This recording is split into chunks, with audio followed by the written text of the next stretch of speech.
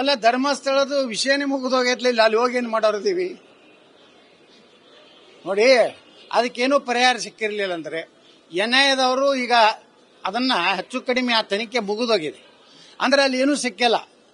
ಇಲ್ಲಿವರೆಗೆ SIT ಮಾಡಿದ ತನಿಖೆಯಲ್ಲಿ ಎಲ್ಲಿಯೂ ಅಸ್ಥಿ ಪಂಜರಗಳಾಗಲಿ ಬುರುಡೆಗಳಾಗಲಿ ಏನೂ ಸಿಕ್ಕಿಲ್ಲ ಅಂದ್ಮ್ಯಾಗ ಅದು ಹೆಚ್ಚು ಕಡಿಮೆ ಅದೇನು ರಿಪೋರ್ಟ್ SI ಕೊಡ್ತಾರೆ ಕೊಡ್ಲಿ. ಇನ್ನ SIT ಬಗ್ಗೆನೂ ಕುತೂಹಲ ಐತಿ ಜನರಲ್ಲಿ.